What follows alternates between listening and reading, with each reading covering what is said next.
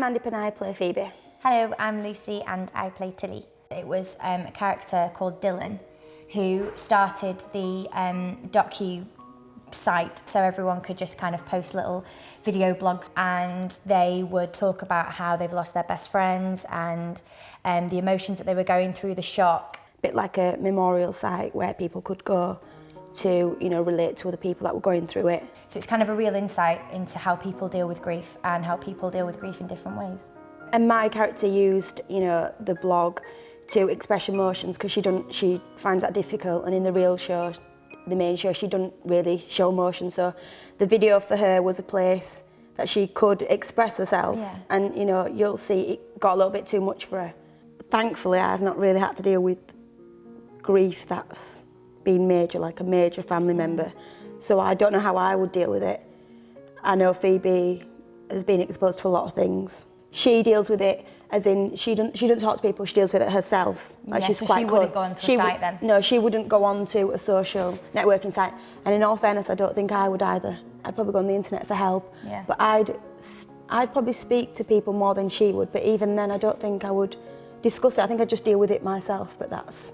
I think what can be quite destructive with the social media sites now is that if somebody hears something, it can get completely magnified and get blown out of proportion, and then everybody knows your business. So I think that can be quite dangerous. See, me and my character, I think, are very different in that way, because me personally, that I'd come to you or Stephen or any of our friends, whereas my character doesn't.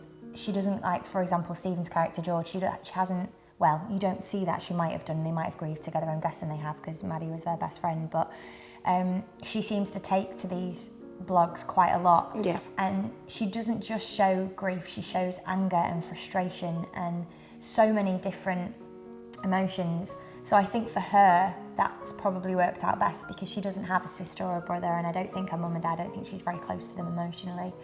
So I guess maybe that's the only place that my character feels she can do. And I think that might be the case for quite a few people. Yeah. Maybe they feel they can't talk to anybody, and by kind of, it's like writing a diary, isn't it, really? But it's like a video diary that you put up on the... And I guess if it's a family that's been through grief, you might not want to burden a sibling with your pain. It might be too difficult for so them. it might just be easier to release your pain somewhere else. So long as you're protected, like I've said before, and you're careful of who you give that information to, then I don't really see any harm. Like, I can only imagine it would be beneficial for somebody to speak to somebody about it, whether it be a friend, a relative, a charity. But I think you've got to be careful with how much information you give out, because like you said, it can be twisted. You can get wrong advice back, which is not beneficial. I think they are a great thing if used in the correct way.